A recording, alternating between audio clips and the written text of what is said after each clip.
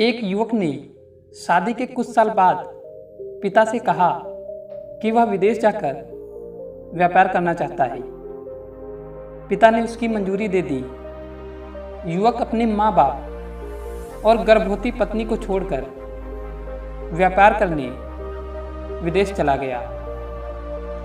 उसने विदेश में कड़ी मेहनत की और धन कमाया और वह बहुत अमीर सेठ बन गया। लगभग 15 वर्ष धन कमाने में बीत गए तो उसे वापस घर लौटने की इच्छा हुई। पत्नी को पत्र लिखकर उसने आने की सूचना दी और जहाज में बैठ गया। तो साथियों, कहानी को आगे शुरू करने से पहले आप लोगों से एक रिक्वेस्ट है कि आप इस कहानी को पूरा जरूर सुनिएगा और इस चैनल को सब्सक्राइब तथा वीडियो को लाइक आप बाद में करिएगा, लेकिन इस कहानी को आप लोग प्लीज़ यार पूरा जरूर सुनिएगा। तो कहानी पर हम फिर से आते हैं। उसने विदेश में वह सेठ कुछ दिनों बाद अपने नगर पहुंचा। नगर के एक चौराहे पर ही उसने देखा कि एक व्यक्ति एक बोर्ड के साथ खड़ा था। उस बोर्ड पर उसने लिख रखा था बेशकीमती ज्ञान के सूत्र। सेठ ने उस व्यक्ति के पास जाकर पता किया तो उसने बताया कि मैं बेशकीमती ज्ञान के सूत्र बेच रहा हूँ। तो सेठ बोला, ठीक है, एक सूत्र मुझे भी दे दो। वह आदमी बोला, मेरे हर ज्ञान सूत्र की कीमत 100 स्वर्ण मुद्राएं हैं। सेठ को यह सौदा महंगा तो लगा, लेकिन उसने एक ज्ञान सूत्र खरीद लिया। उस व्यक्ति ने सेठ को ज्ञान का सूत्र दिया, कोई भी कार्य करने से पहले 2 मिनट रुककर सोच लेना। सेठ ने वह सूत्र अपनी डायरी में लिख लिया। सेठ को अपने घर पहुंचते पहुंचते रात हो गई। सेठ ने सोचा, इतने सालों बाद लौटा हूं तो क्यों ना सीधे पत्नी के पास पहुंचकर उसे सरप्राइज दूं।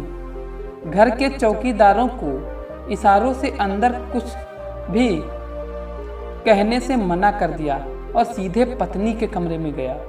वहां का नज़ारा देखकर वह चौंक गया। उसने देखा कि उसकी पत्नी के साथ एक युवक सोया हुआ था। वह यह देखकर सेठ गुस्से से आग बबूला हो गया।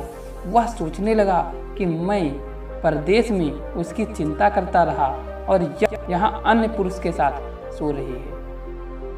आज मैं इन दोनों को जिंदा नहीं छोड़ूंगा। वह गुस्से से अपनी तलवार निकालकर दोनों पर वार करने ही जा रहा था। इतने में उसे 100 स्वर्ण मुद्राओं के बदले जो ज्ञान सूत्र खरीदा था उसकी याद आ गई कि कुछ भी कार्य करने से पहले 2 मिनट सोच ले। वह 2 मिनट सोचने के लिए रुका।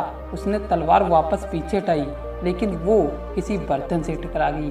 बर्तन की गिरने की आवाज़ से पत्नी की नींद खुल गई। आँख खोलते ही उसने अपने सामने पति को देखा तो वह बहुत खुश हुई और बोली, आपके बिना जीवन सूना सूना था। इंतजार में इतने वर्ष कैसे निकले यह मैं ही जानती हूँ। पत्नी ने इतना बोलकर पास सोए हुए युवक को उठाते हुए बोली, बेटा उठ जा, तेरे पिताजी आए हैं। युवक उठकर जैसे ही पिता को प्रणाम करने झुका तो माथे की पगड़ी सेठ के पैरों में गिर गई। उसके लंबे लंबे बाल निकल गए। सेठ ने पत्नी से कहा, यह आपकी बेटी है, इसके सम्मान को कोई आँच न आए, इसलिए मैंने इसे बचपन से ही पुत्र के समान पालन पोषण और संस्कार दिए हैं। यह सुनकर सेठ की आंखों में आंसू की धारा बह निकली। उसने पत्नी और बेटी को गले लगा लिया और सोचने लगा, यदि आज मैंने उस ज्ञान सूत्र पर अमल नहीं किया होता तो आवेश में आकर कितना अनर्थ हो जाता। मेरे हाथों से ही मेरा निर्दोष परिवार खत्म हो जाता। दोस्तों, इस कहानी से यही शिक्षा मिलती है कि जल्दबाजी में आकर कोई निर्णय ना लें, क्योंकि जब हम आवेश में होते हैं तो हमें अच्छे बुरे का ख्याल नहीं रहता। इसलिए गुस्सा होने की स्थिति में कोई भी निर्णय ना लें। कुछ देर रुकें, दिमाग ठंडा होने दें और फिर सोचें कि क्या सही क्या गलत। अगर आपको ये कहानी अच्छी लगी हो तो इस वीडियो को यार प्लीज़ लाइक कर देना और चैनल को भी सब्सक्राइब कर देना और शेयर भी कर देना। मिलते हैं आपसे अगली वीडियो में, तब तक के लिए धन्यवाद।